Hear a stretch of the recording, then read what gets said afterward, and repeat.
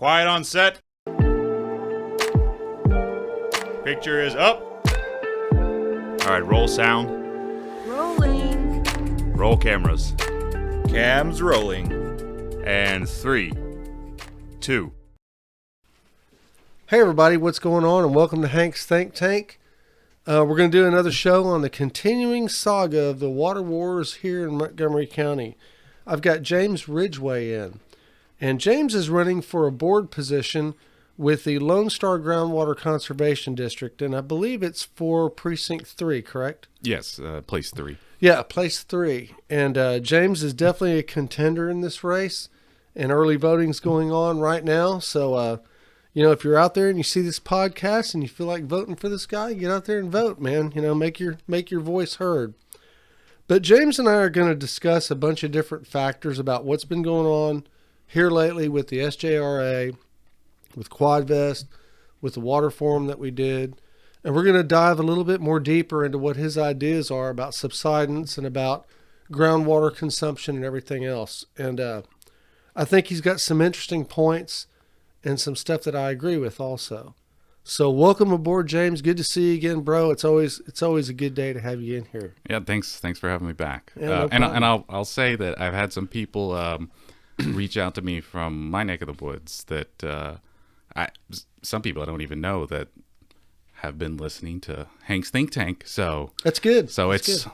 Spreading. Yeah, the show is growing like cancer. That's bad, but okay, it's growing like something like anyway. A thought virus. How yeah, about that? There you go, a thought a virus. Think tank. That works for me.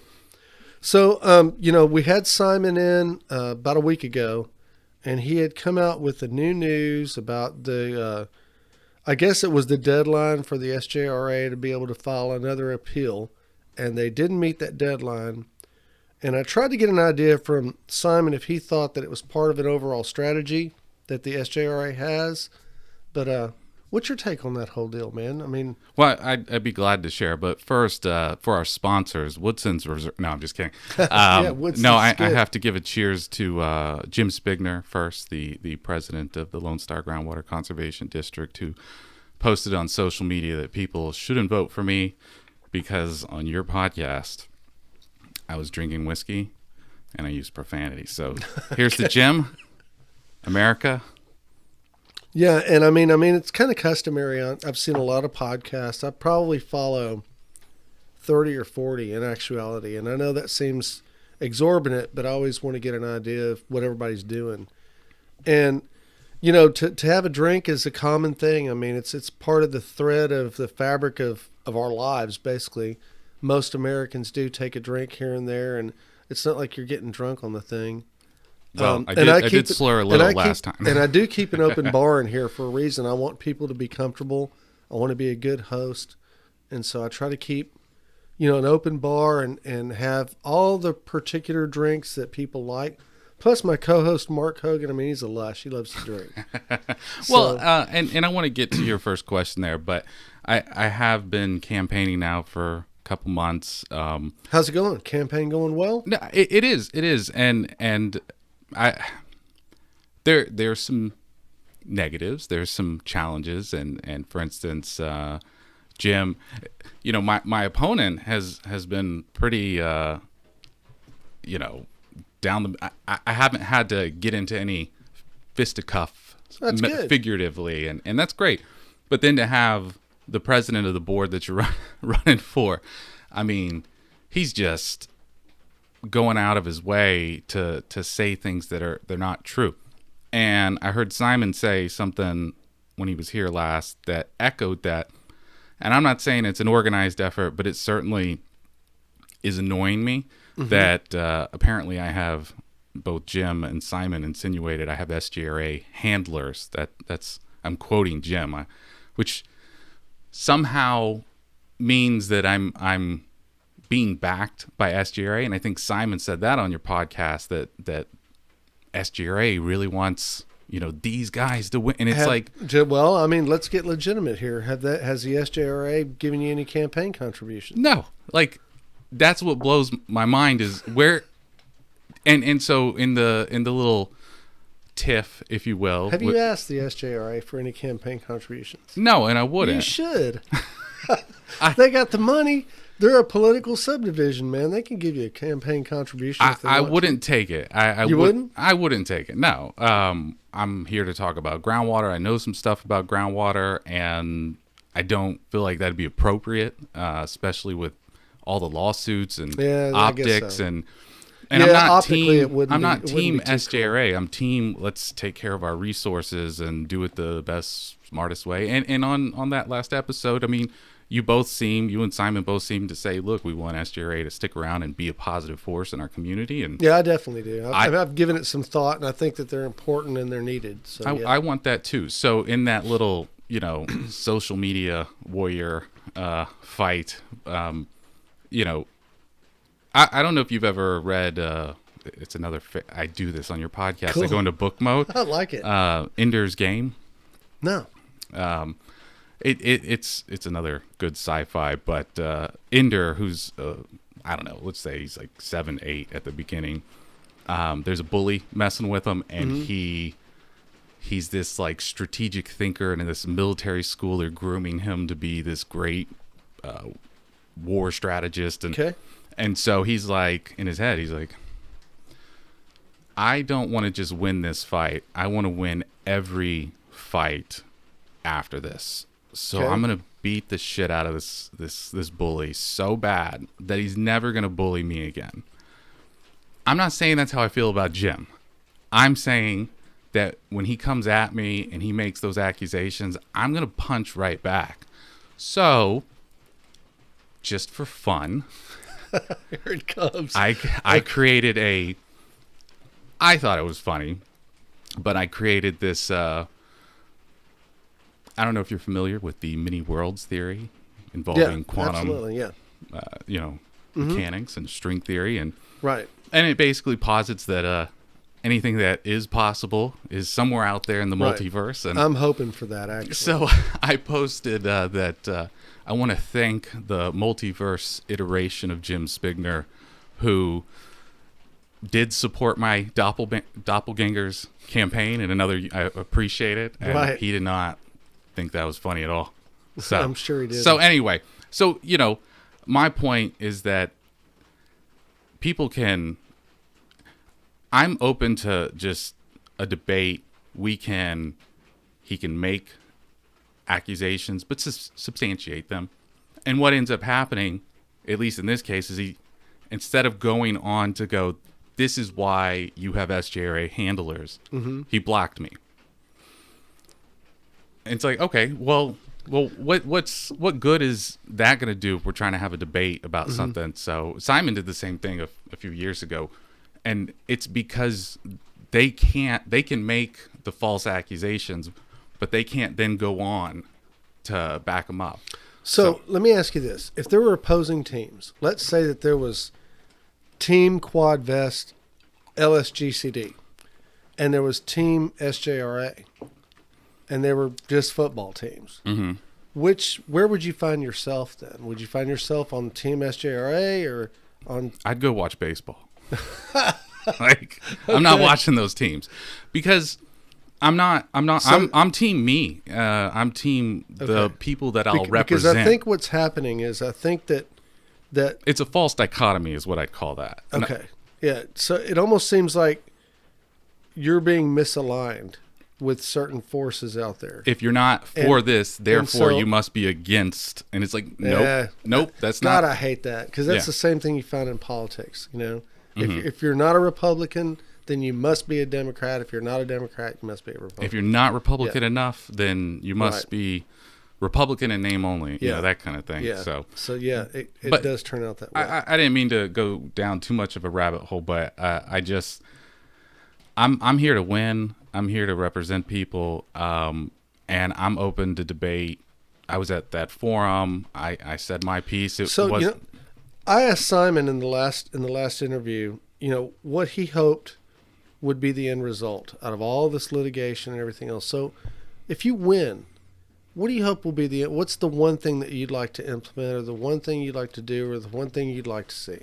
Well, if what do you want to happen? What's your goal? What's your modus operandi? Just to be careful so that nobody makes more false accusations.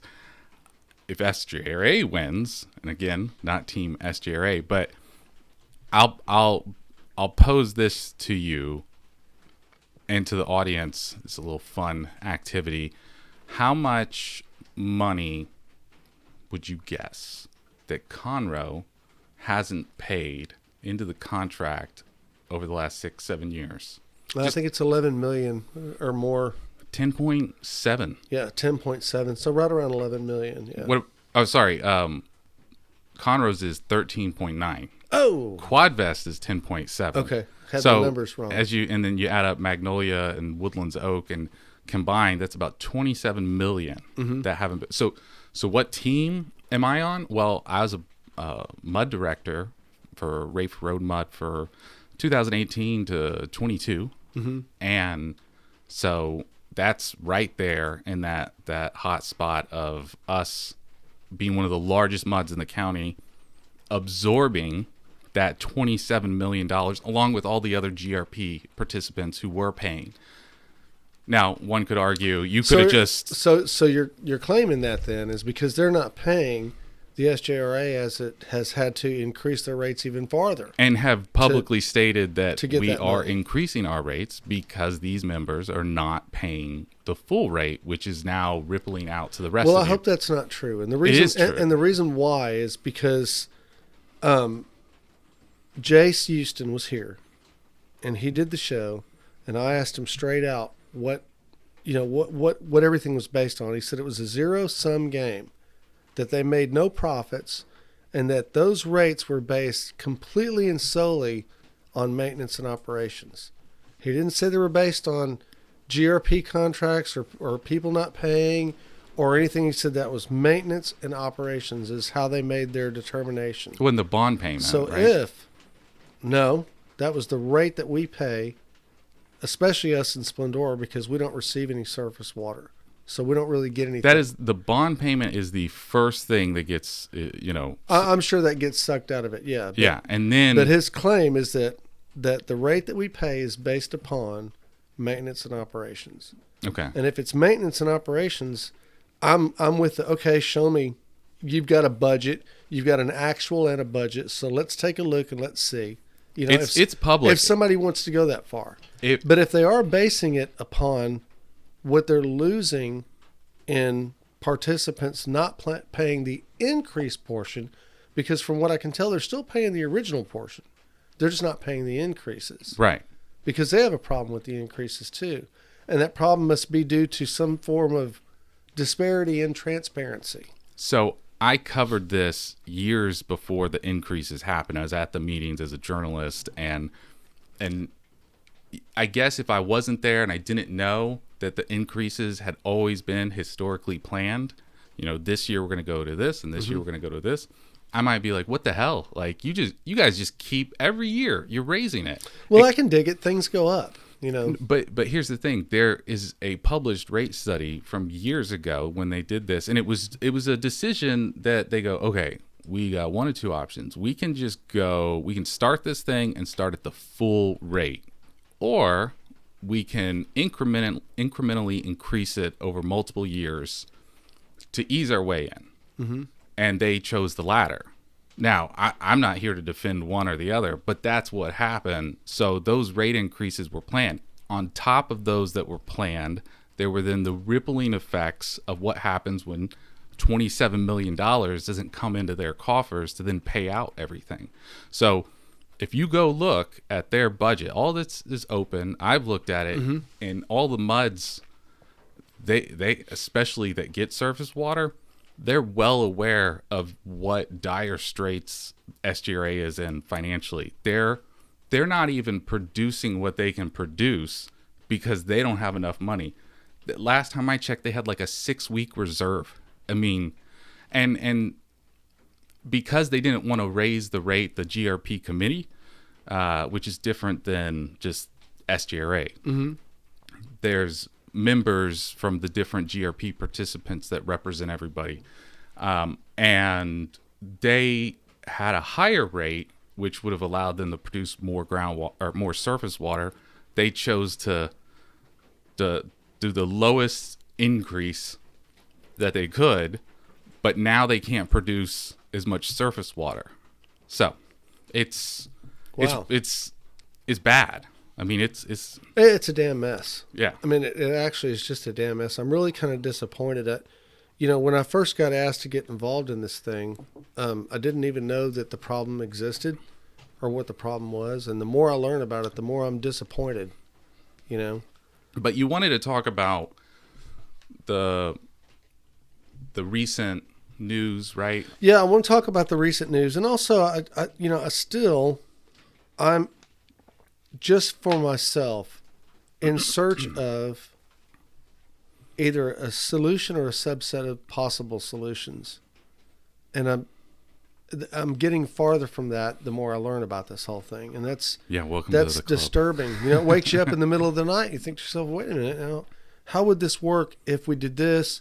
Well, that wouldn't work. How would it work if we did? Well, that wouldn't work. And that's where I'm ending up.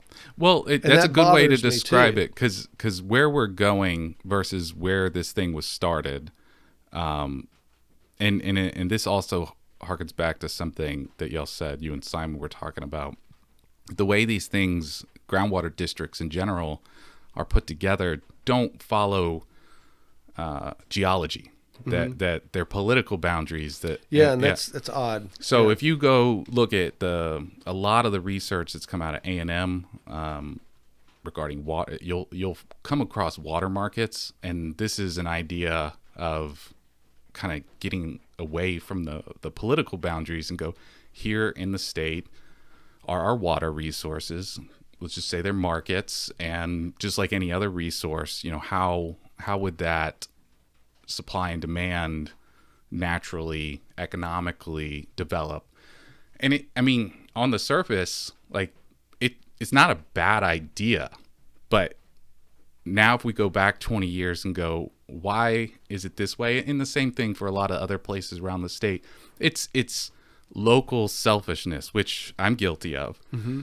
So if you have, and Montgomery County is unique because almost a lot of these other groundwater districts are like 2-3 county districts.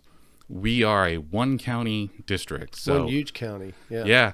And so, there's a quote from, I think it's Barb Sadler, 20 years ago that, we're going to keep Austin out of our water.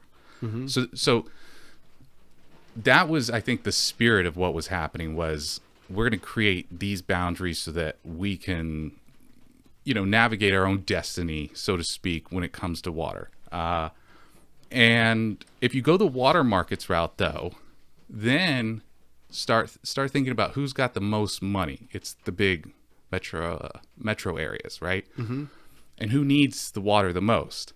These metro areas. And I don't remember if we talked about the Vista Ridge project, but that's a $3 billion project just on the other side of College Station. Taken, and Simon mentioned this too, taken groundwater 142 miles to San Antonio. And right. That water, I think it can be up to 50,000 acre feet, which is almost as much as some of those numbers that we heard from the groundwater district here. I think 64,000 was the number. So it's a lot of water and is a massive the money, $3 billion is something for groundwater. So extrapolate that and go, which direction do I want to go? And if I live in Splendora or in my neck of the woods, I'm on the Rayford Road corridor, what does it mean for me to go with the market versus to go with like a political selfish interest vibe?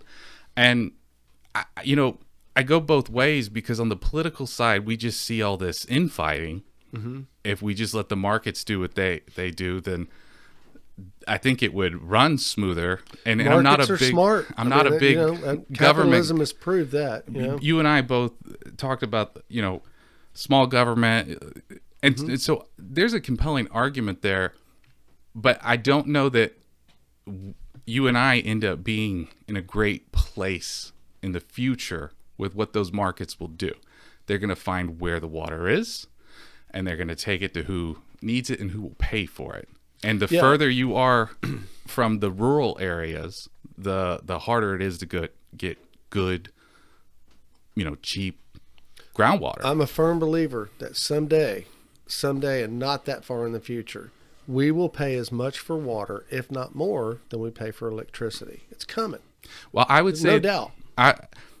Yes. I'm really surprised we already don't. But you could also look at water as the universal and underlying currency for everything. And there are calculators. You can go online and look these up where, how much water does it take to make a kilowatt hour of electricity? Like everything costs water.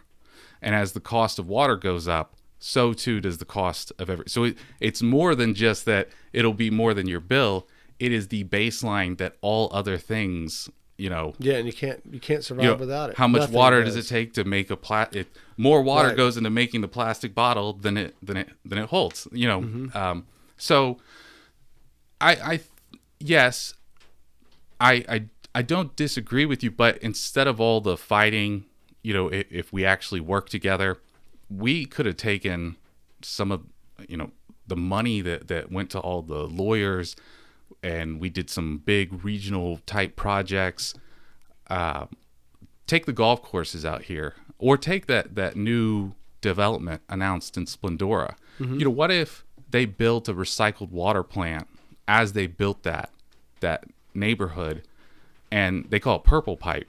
So you got all your fresh drinking water going to the kitchen sink and everything, but then for your irrigation, you have Purple Pipe, which is taking your sewer water, and we already treat sewer water to a pretty high standard. This takes it to they're not saying drink it, but your grass certainly won't mind, and it's not going to be toxic if you're rolling around with your kids in the grass. So, and keep in mind, like on the space station, they're drinking their own piss. Like the technology exists. So I'm saying that there's a lot of things that we could be doing now that would really take a lot of the weight off us later, but we're not.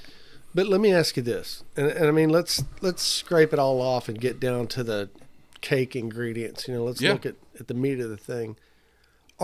As far as our ability to get water out of the ground or get water out of the surface or whatever, as far as our ability to get water, we really don't have a problem with that. We don't have any water shortages. That's way down the road.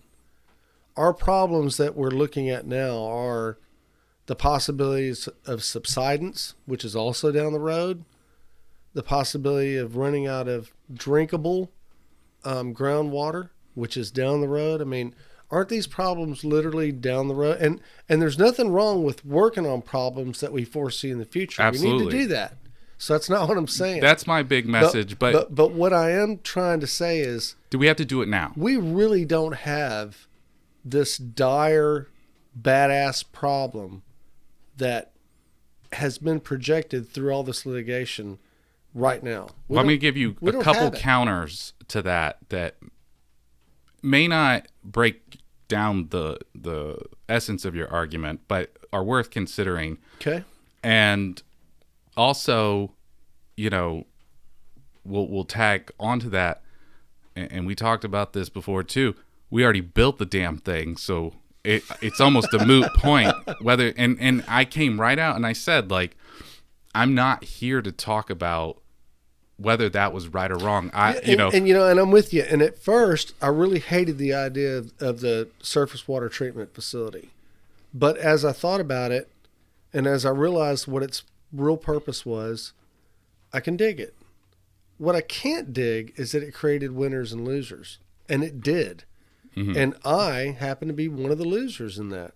No matter what anybody says, and everybody says, well, you're part of a community effort to benefit only one portion of the community. Well, and I would be more than happy to do that had I been given the option, but I was never given the option. And I want to address that, but to rewind the tape on the two little points of whether or not it's a now problem or it's a later problem, go talk to an operator at the city of Conroe and ask them in August, September, like, hey, could y'all supply water to all your citizens just using your wells? And the answer is going to be no. They don't have enough. Now, could they go and pump more? Okay, so I was told that about a month ago, the city of Conroe ran out of groundwater, and they had to go to the SJRA and asked for more surface water. So I called the SJRA. I called them. I said, hey, this is what I heard. Is this the truth? And their communications officer was very nice, but also very truthful. And she said, well, it's not that they ran out of groundwater. It's that their storage tanks didn't run dry but got low. And they just wanted to make sure that everything was good. They could have pumped those storage tanks full again, but instead they decided it would be easier and quicker to go to SJRA and get it. And that's but here's the cool part.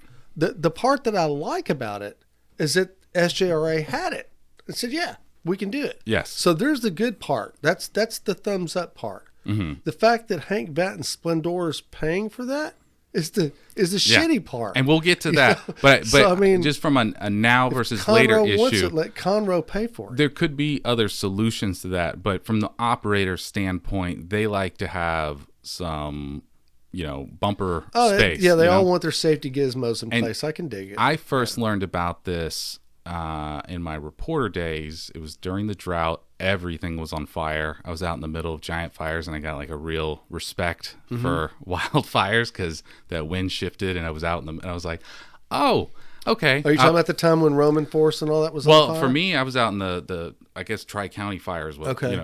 And it was out west. But point is, it was a drought. It was a historic drought.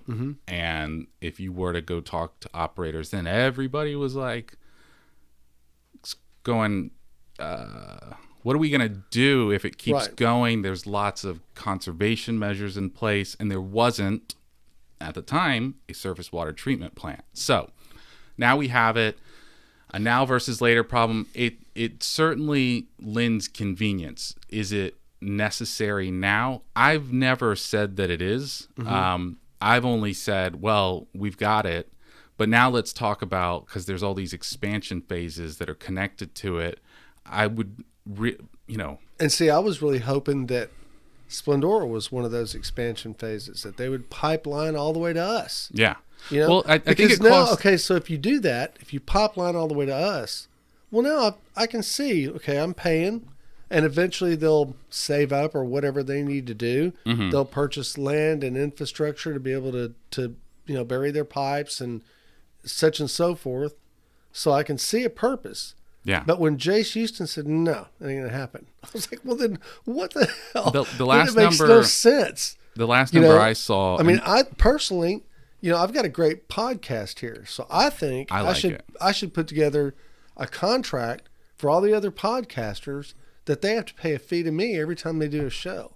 They don't get any benefit from it, but they have to pay that fee to me. And what I'll do in return is I'll make sure and do great episodes every time I knock you'll one call out. them out. Yeah, and look, and I'll knock it out of the park every time. If I at a fundamental level agreed and had that same perspective, like I couldn't disagree with you. And it's okay that we don't agree about this, because I believe, based on everything I've learned about groundwater, that, like, here's an interesting juxtaposition.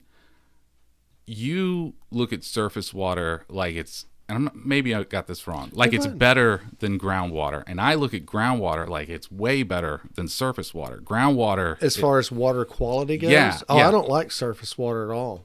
So I don't like the idea of it. Now, I don't know if there's fish and stuff like that in groundwater. Well, we've got water's pretty amazing disgusting. aquifers, right? So when I think about, like, my neighborhood, I live in Imperial Oaks, and that's the Rayford Road mud. Okay. And there's about 10,000 people in that district. And are y'all on surface water or groundwater? We were getting like a 50-50. They've been reducing it because of what we talked about earlier, operations. But when I look at surface water, I go, well, that's coming from Lake Conroe. And it's just that ooh factor. It kind of counters my whole recycled water thing I said. But if you look at how many sewer systems go into Lake Conroe, like upstream.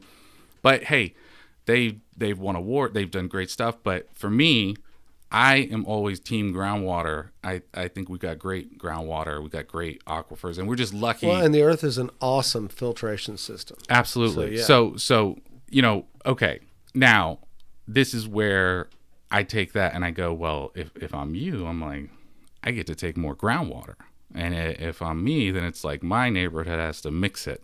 But whatever, just preference. But the other fundamental is that you seem to lean towards or just don't believe that there is anything you get out of it. Whereas I go, because Conroe and because the woodlands are not solely on groundwater anymore, that's good for Splendora. And I see that argument. I just don't buy it. Yeah. And I do, and you don't, and I'm okay with that. Yeah. So, and the reason why I don't buy it is because I believe in the cyclical. There's a little bit more extension to that word. Everything is cyclical. Just like, you mentioned earlier about a bad drought and there was a lot of fires and such. Droughts come and go. We always recover from them. Freezes come and go. Hot summers come and go. I mean, the fact that we're in a global warming trend right now, eventually, it's been heating up since the Ice Age. In 1,000 years, will go away and it'll reverse itself. The Earth is cyclical, and it proves it every day. Yeah. Just go outside and pay attention. So I don't believe that even if we pumped the shit out of the groundwater, that it would go away permanently. I think it'll recharge. Yeah, absolutely. Because it's cyclical. So what are we so damn concerned about?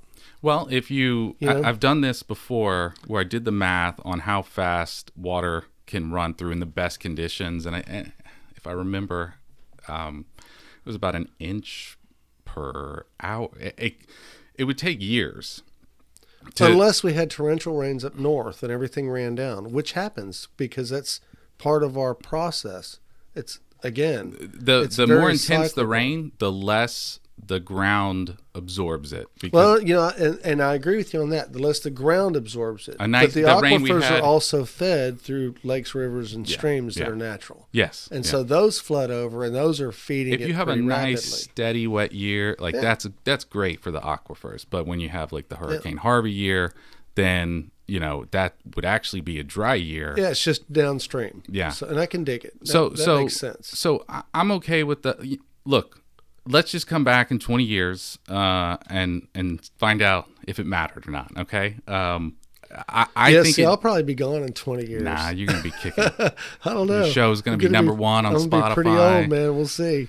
They'll get that anti-aging. So I would also toss this out for your audience's consideration, especially those that live in Splendora. And I'm not trying to get into a big well measuring contest or anything, but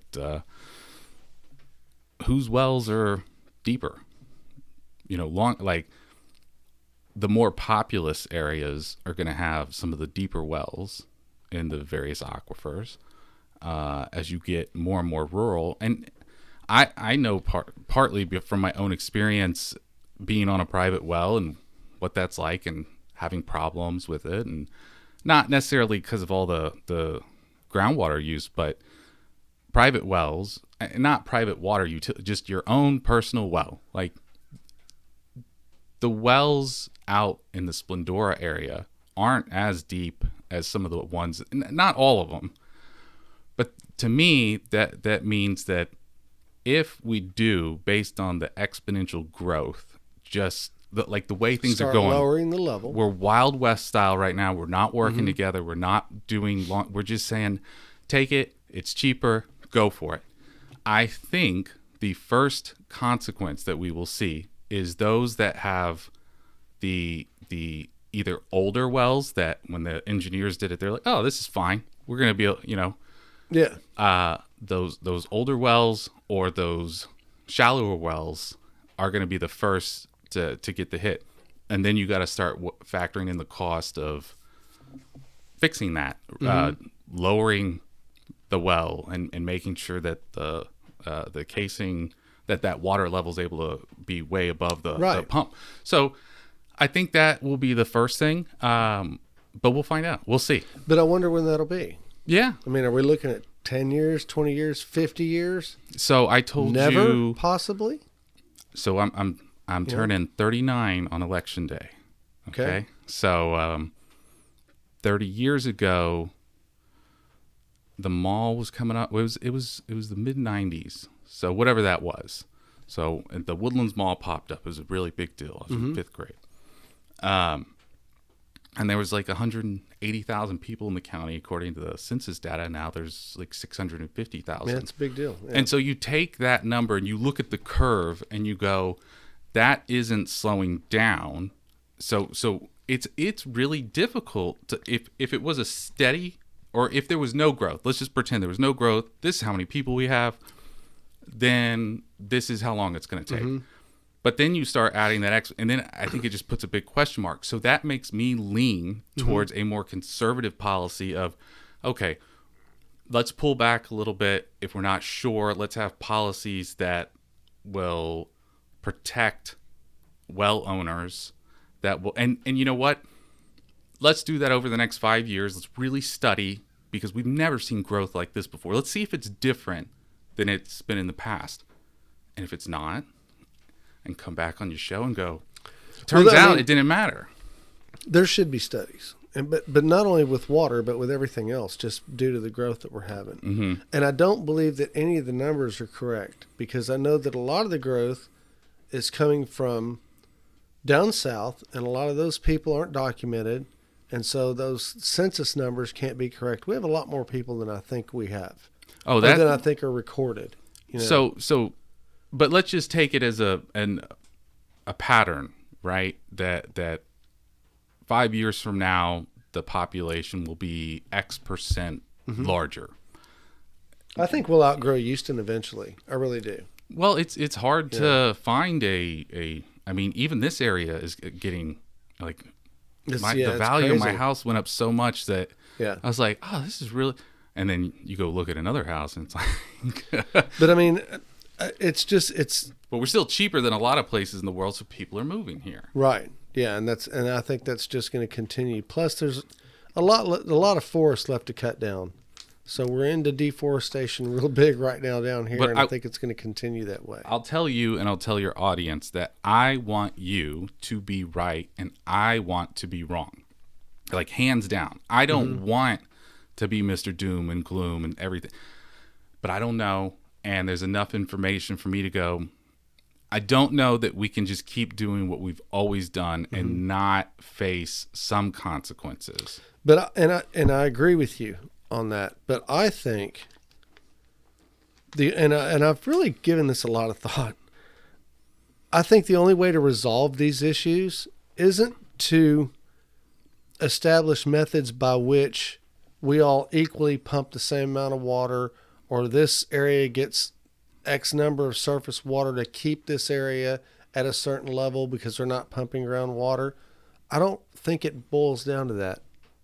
And I mean, I've given this a lot of thought. I think the biggest problem right now is that there's winners and losers.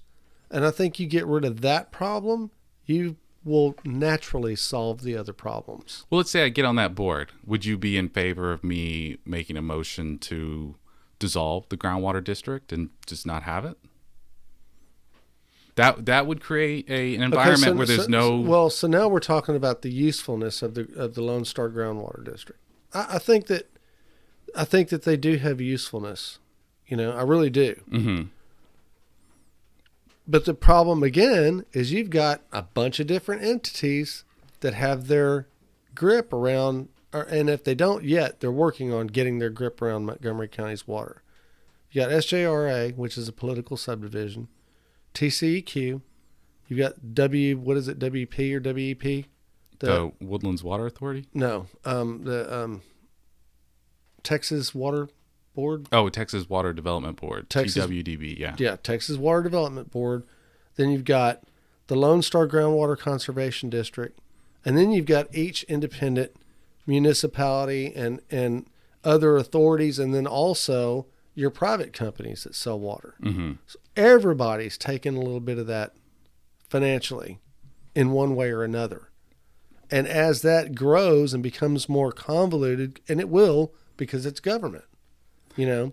I feel like you would have been a good stormtrooper. And I don't know how much overlap any of these institutions really have, but we need to make sure that everybody stays in their own lane. Yeah. And that there's not a whole lot of overlap, because if there is, it's just a waste of effort and resources. My Star Wars reference is like, yeah, you can go galactic empire style and have like the imperial order that everybody does exactly that or faces the consequences. But what you have is this very Texan, deep spirit of Texan type hierarchy of local, you deal with your own problems, but we'll work together as neighbors. So everything you just described fits into a hierarchy of here's these MUDs, and they work to provide their local communities, and these people have to meet the management criteria that the groundwater multiple district, hierarchies right? under a main one. Yeah. Crazy. And so then you go up a level, and Lone Star has to work with groundwater management area 14, and they're not really doing that well. But the idea is everybody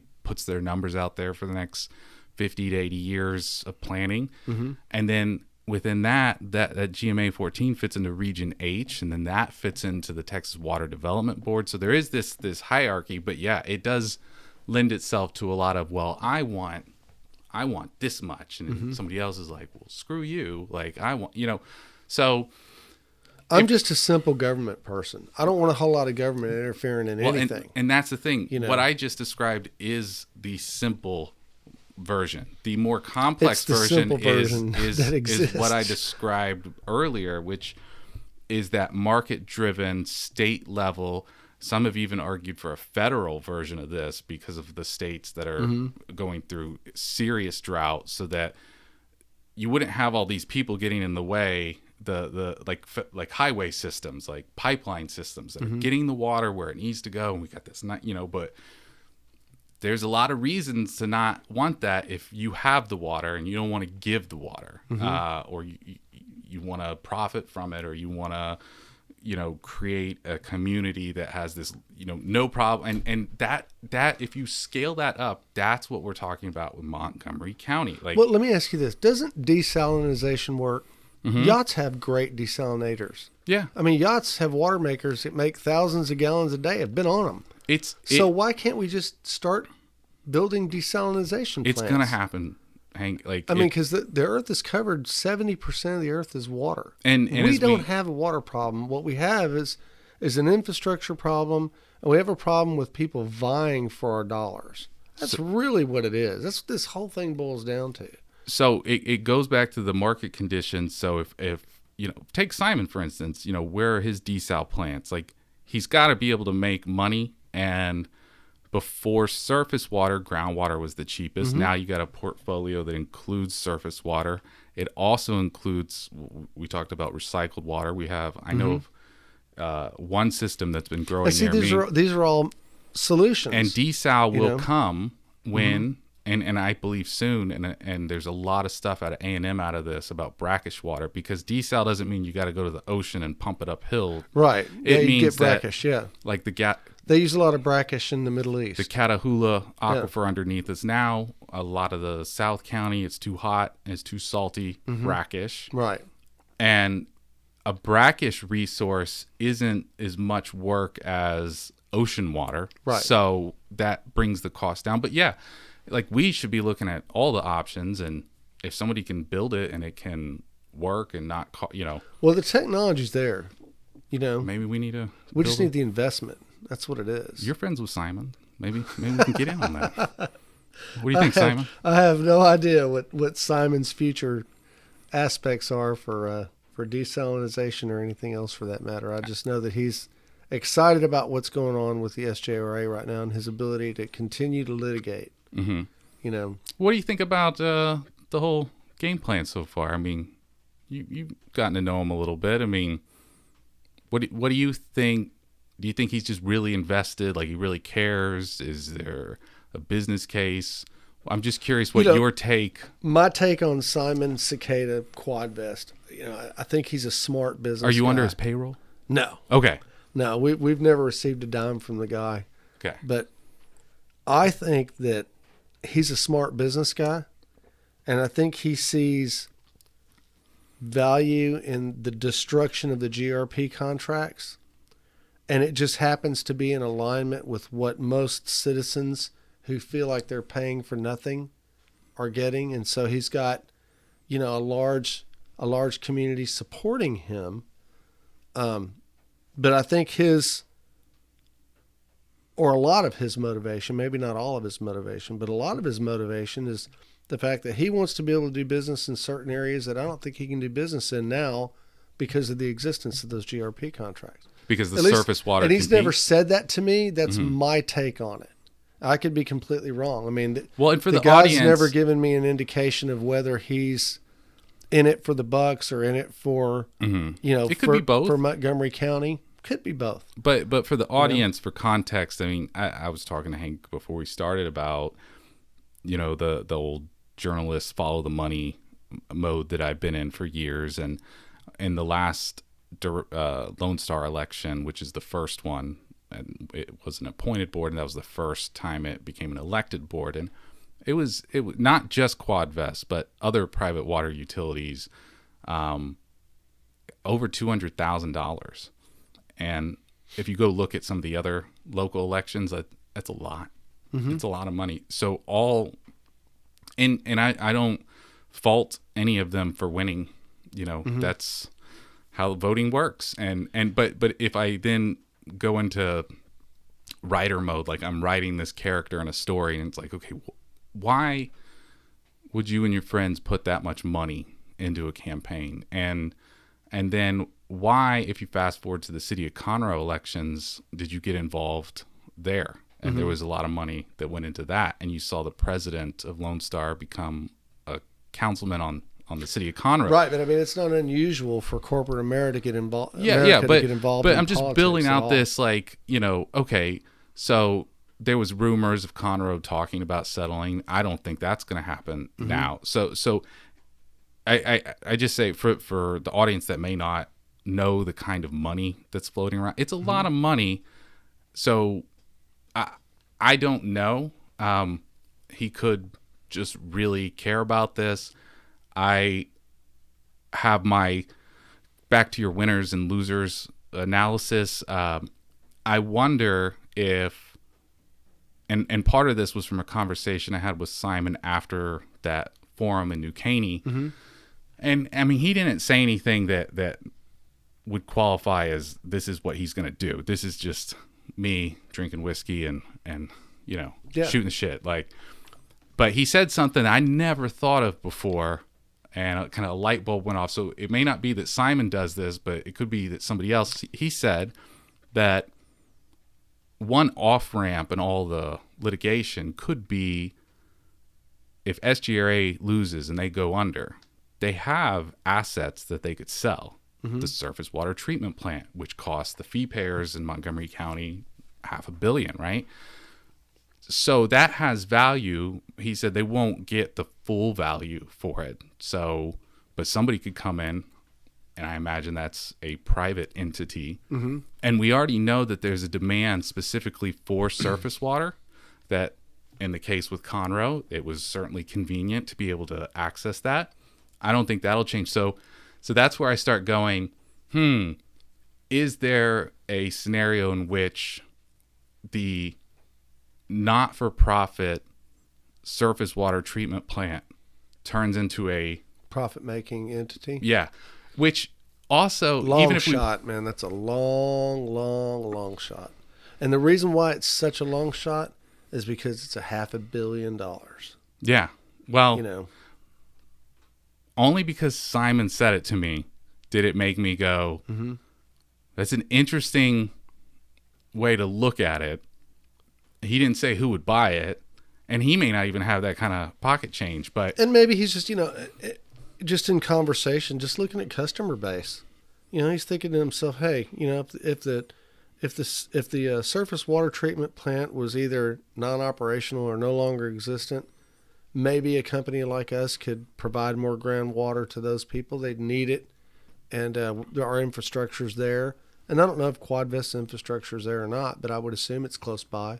Well, tappable. This is where I go down the rabbit hole even further, where this year when he sold, 10%, according to him, of his company to Next Era, it's a publicly traded company.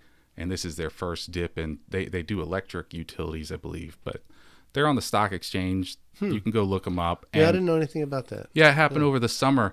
And you know, then I'm going, okay, is there any? I mean, there's deep pockets there, and if but you know, the thing is if you took Quadvest out of this equation completely, if they just didn't exist, and the litigation was still going on between Conroe and Splendora and SJRA and everybody else, I don't think there would be that much a significant change. I don't think you would have seen $200,000 go into campaign finance for probably not. But I wonder how those campaigns would have still worked out. I'm sure the changes wouldn't be that big. You know what? I don't think. Do you think that kind of money's going through this particular race?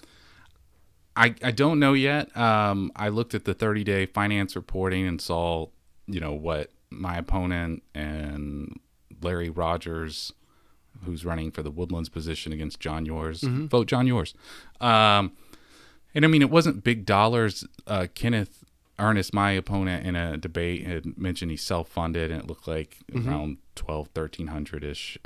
But then I started getting text messages from people that got a vote for Kenneth Ernest, vote for Larry Rogers from the Montgomery County so there may be a influencer PAC involved, right? Yeah. And I looked that PAC up, and Simon's name's right there, along with Tom Martin, who is, I think he's like real estate, but also has a private water utility. Mike Stecker, who the groundwater district, the current board. That's just the game. Well, real quick, that person is Lone Star's representative on that GRP committee we talked about. So he's got finance money in the game, and he's now got a position. Yeah, so, and I can see, if I was in that business, I would probably be making the same moves he's making too. Yeah, I don't fault. But going back to the winners and losers, from my open records adventures, some of those got a little heated, as we talked about last time at the end of the show. But some of the other ones, you know, you see Simon interacting, talking about, well, now that the Lone Star policy has changed, and you don't have to be in a GRP anymore based off of the current Lone Star. And I think that's a good thing, because I think that the basis of the GRP contracts was shit to start out with. Well, and I bring that one up just as a example, like the announcement of the Splendora. I don't know much about it, but there was some article that said there's a big development happening out here in Splendora. There is, and how big do we know? It's huge. 17,000 homes, I believe. That is very big. Yeah, I believe I did not. 17,000 homes, and I could be wrong, guys. If I'm wrong on that number, let me know, and I'll correct it. I just heard it was big. Yeah, it's huge. Now, to your audience members out there who live in Splendora, they, based on current policy, will not have to pay the SJRA fee because of the Lone Star change to policy. So you talk about winners and losers. You got a new neighborhood coming up, and then you start pitting utility bills against each other. And if they can go to old water rates of 10 years ago while you're paying 2022 rates, like, I think that's a winners and losers scenario that could potentially affect property value. And there you go. And there's another reason why I have a problem with the GRP contracts. It's just, for the city of Splendora, or at least for Splendora Utilities, it's just a wrong move. And I think someone knew it was a wrong move, and that's why they threw in that, hey, you're going to sign this contract, you're going to pay $10,000 a day. Because they had to get everybody to sign it.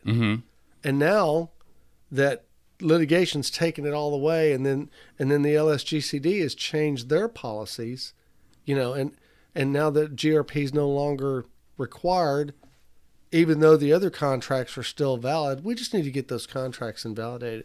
I think what we need to do is go all the way back to where all this started and start over and look at this landscape with a different perspective and say, okay, we're not going to build the shit out of everybody because the woodlands need surface water. It's not going to work that way. You know, the bond could have still gone out. They could have figured out a way to pay it, but not through a guy like me. I can't afford it. Well, you know, let's say we all do that. And I know a lot of people probably figure, oh, hey, he's got a podcast, get this in. Trust me, I'm far, far from being wealthy. I work for a living. That Lexus out there. No, I'm kidding.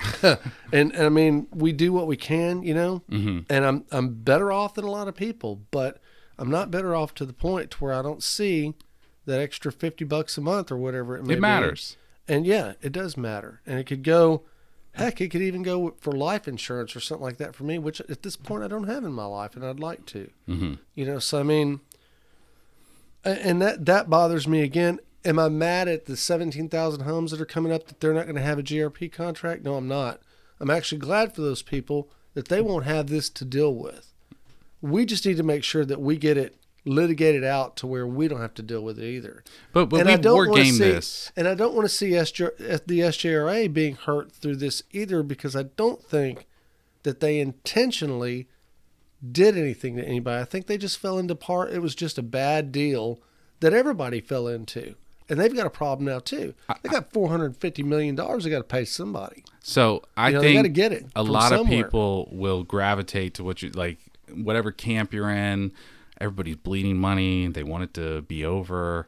They may want to win, but even if a ruling goes your way, at this point, if you don't get legal fees paid, you know, a win could still be a loss, you know. So yeah. My point is that even if all these different camps are looking for an off-ramp, behind everything we've talked about, we could get around a campfire, do some s'mores, and really vibe and find ourselves and come to this great agreement.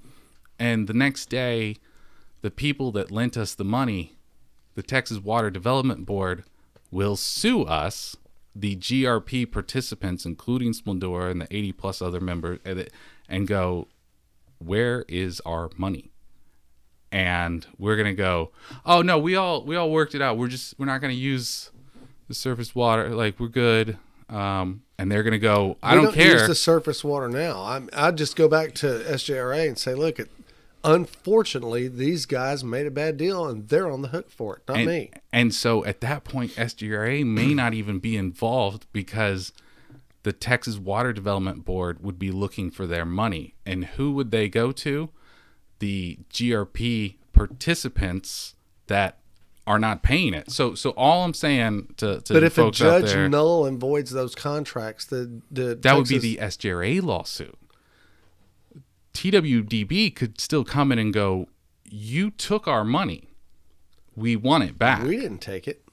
That's not what their lawyers are going to argue. Well, SJRA took it.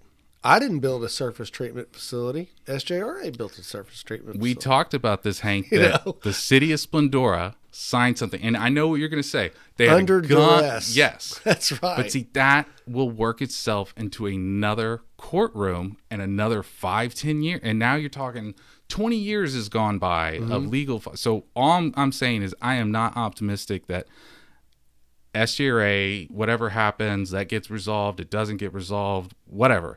There's still another issue, which is there is debt and somebody wants that money. And beyond the debt itself, around the entire, real quick, around the entire state, the people involved in regional mega water planning are going, if this goes that way, then there will be a court or case law precedent that you can have a contract and you can go back on it, and you will not see these mega projects happen because somebody could just go, oh, I changed my mind. And I only put that out there because just from a lobbyist point of view, there's beyond Montgomery County, there are very influential people that I'm not trying to get Mr. Conspiracy here, but this is where I think it's okay to go. The amount of dollars that we're talking about, I don't think Montgomery County's problems are over just because we internally work it out. Until that money is paid, I feel like we got an issue. But those bonds are more than likely insured. And then the insurance company will sue us. Awesome. Let them. I'd rather litigate that for the next 20 years than me pay that GRP payment for the next 20 years. Well, let's go to Vegas, Hank. Because I got 20. Let's just say for giggles, I got 20 years left. I see where you're going. Okay, you win. So, you win. There But you what go. about me? Well, okay, same thing. What if it drags out for another 20 years and you're an old guy and you never see any of that money I back? finally get to retirement, Right. and then it turns out 20 years later, we lose our shirts, and I have to start paying for what you didn't pay for 20 years. But you won't. That's the thing. Because it'll drag out so long. Me and you will both be gone by the time all that comes together. And it'll be long and forgotten by then, actually. And who knows if at the rate we're going in this country, if we'll even be around 20 years. I really want to have know? that podcast years in the future where we go, remember Hank when we said the thing? I just really don't, it doesn't sit well with me paying for something that I feel like two things. I feel like, A, I'm really not getting anything for it. I see no value for it. At least not today's value, And B, the other thing that I really don't like is that I feel like I'm paying for something that someone else is enjoying. And I would normally do that if you just asked me. If you just come and say, hey, Hank, we need to build this water treatment facility because it'll kind of level things out and blah, blah, blah, blah. It's going to cost a bunch of money. But the thing is in order for everyone to kind of benefit, but these people to really benefit, you're going to have to pay about $50 a month. Mm-hmm. But if you come to me and ask me that and give me the option, you're talking more like vote, like exactly. That's exactly what I'm talking about is a vote. Yeah. I'm more than apt to pull the trigger for yes than no, because I see now you've given me value. Not only have you given me value, but you've seen value in my ability to make a decision and I think all that was thrown in the trash by the LSGCD and by the SJRA. I would say, because both of them should have given us, at that time when it came out, both of them should have put this damn thing to vote in the county of Montgomery. And guess what? It probably would have flown because I know these people out here. Mm-hmm. They probably would have went for it and everything would be cool. And there wouldn't even be this BS on the table right now. Well, if anybody knows, you'd probably still have Quadvest and other companies that have problems with the first right of refusal clause in the GRP contract and things like that, mm-hmm. that impede their business. You'd probably still have some litigation there. But the main part of this wouldn't even exist because we voted for it. We knew what we were getting. So I just want to put the caveat, and if you happen to know, like, put it in the comments so I can look at this later. Which I have noticed people have been commenting on this Water Wars. Yeah, and so I go back and I look at what people are saying, whether they agree or disagree. The disagree is actually more insightful for me to get new perspective. But I wonder if the legislative mechanisms exist. Like, I understand a school bond, okay, mm-hmm. and I've seen that. I understand a road bond. Road bonds are pretty straight up. I haven't seen a surface. So what I'm getting at, do they have the tools in their tool belt to put a big project, regional planning project that all those that are involved could? Does that exist? Do they have that mechanism? I've never heard of it before, so I wonder. So could they have put it to vote? Well, I'm wondering if we got to go to Brandon Creighton or Will Metcalf, our local state representatives, mm-hmm. and go like, hey, maybe we could change this up a little bit so that we could create a system in which those that will be participants have to vote for it, mm-hmm. just like they'd have to vote for a road bond or vote for anything. But right. I've never heard of one, and it could just be because I'm so local. I haven't traveled, Mm-hmm. But yeah, I haven't. Take that $3 billion project with the San Antonio water system. Mm-hmm. Did anybody vote for that? If you take the Houston project, the biggest, that North Houston water, I can never remember the acronym, but they have the biggest water engineering infrastructure project in the nation. Mm-hmm. Bringing that water from different river systems down to become part of their surface water. And I mean, I never heard about a vote for that. So my point is, we may not be able to do any. one, let's find out the answer, and two, if there isn't a mechanism, that'd be something good for the legislature to tackle, to go, hey, on these giant projects that people are getting mad about and suing each other about, how about we do it this way from now on? But I think the infrastructure and the law has to be there to make that work. Mm-hmm. If it doesn't. But again, I mean, have you ever heard of one of those projects? I have not off the top of my head. I'm sure that something like that does exist though, because I'm sure it's been embattled enough by now to where it exists. I just feel like I would have seen a news like San Antonio citizens vote down, or I've never seen a headline about someone voting down a water project, and they can be very expensive. Mm-hmm. You see road bond, school bond, you see everything else. When, not when. Never seen a water project. Right. But anyway, so we'll have to write our state people. Well, let's talk a little bit in closing about the election. So when does early voting end? It ends next, well, I don't know the date, but if we're recording on a Friday, so it ends, today's the 28th? Today is the 28th. So correct. It will end the next week. Okay, ends next week. And then election day is when? Is November 8th. November the 8th, election day. So yeah. that'll be your day of victory, correct?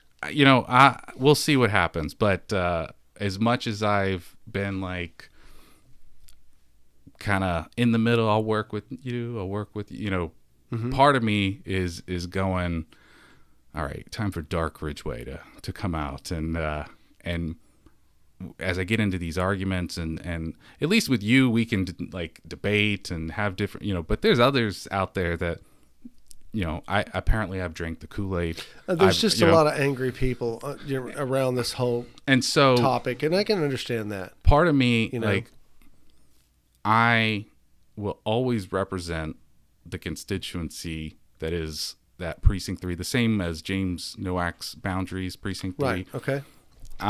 And that includes most of the Woodlands all the way down the Rayford Road corridor. Mm-hmm. So I'm going to look after their interests. So after all this nice stuff I've said, I will look at, like, if this is going to go Wild West style, like, I'll come out of the saloon, and I'll shoot from the hip if this is going to turn into what I think it's going to turn into. And just like when Simon said, you could go over to Liberty County and maybe bring some, like, look out. That's all I'm saying. Like, I will work within the system that I'm given to represent my people and their interests. And if when we were at the forum and there was some enthusiastic, heated opinions about, screw the Woodlands and their subsidence issues, well, I'm going to look at it the opposite way. I'm going to go, I'm coming for you, Hank. I'm coming for your water, because if we're not going to work together, I'm going to work within that system to look after my people. And I don't want it to be that way. I'd rather that we work together as a county, but I will push to make sure my people don't feel like they're going to drop into the ground and have fault, if that's what they're concerned about. I got you. Hopefully we don't have to go that route, but I bring that up because I have been all around this county before I ever stepped into this role talking about groundwater. I knew these sentiments before I started this. And, to your point about what am I getting for it, you're not getting these communities that are thirsty, that have, like the Woodlands has some bank, Mm-hmm.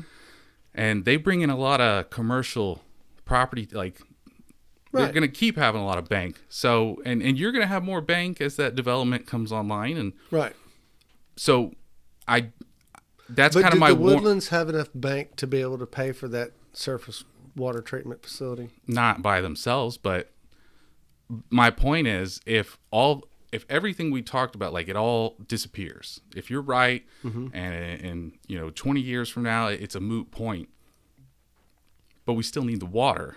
Mm-hmm. And we just got rid of all these regulations that kind of back to the winners and losers. I will fight for my constituents to be winners, because that is the framework that we're creating is that we have to fight to win. And that makes perfect sense. The thing about it is I don't think you're going to have to. I hope not. And the reason why I don't think so is because I think that these questions of massive subsidence, of dried up aquifers, I think it's all just been inflated a lot. I think we're going to find that in 20 years we're still pumping water out of the ground, and the SJRA will probably still be pumping water off the surface, and things will still be going the way they're going. Even if you're right. The earth is resilient. Humans are resilient. Societies are resilient. Americans are resilient. And I believe in that a lot more than I do in all this preponderance of lack of evidence where, this massive subsidence is occurring and dried up aquifers are going to happen. Just don't see it. Even if you're right, come out, let's do a forum in the woodlands, because you're going to see that sentiment, that visceral. Oh, I've already seen the claws come out in the woodlands. So you come out there and I can understand their position. It's because they have been fed a narrative and they believe that narrative. Well, I agree with them. And I think everybody just needs to back up for a minute and say, well, wait a minute. Now, no one has ever turned their faucet on and nothing come out. It hadn't happened. Yeah. Nobody's flushed a toilet and it didn't fill up again. Mm-hmm. It hasn't happened. And it's more than likely not going to. Well, this is just my message to, I'm not talking to just Splendora, but this is my kind of awkward, foreshadowy message of, in my community, there is a concern about subsidence. And you can say what you just said. And I understand that concern. But and the reason, again, I want to reiterate, the reason why that concern exists is because of the narrative that's been driven about subsidence. And, I could be one of those people, I could take that really far. I'm a good BSer. It's the reason why I have a podcast. I could take the subsidence issue really far. I could convince a hell of a lot of people today that we're going to sink in 3 feet in the next 3 months, but is that reality? I just don't think so. Well, because of is those subsidence, is it a question? Absolutely. Will it happen? Absolutely. Will it happen at the rate that they're claiming? Probably not. That I'm open to debate. But so we can circle and close this up nicely. Yeah, we talked about the multiverse. Pretty so far. We talked about the multiverse at the beginning. We have multiple realities right now here in our county, exactly. And a large portion of the constituency that I'm vying to represent believe otherwise, which means that we will disagree about this, and it also means that the decisions that we make going forward might not serve each other. They will, Wild West style, we're going to take care of ours.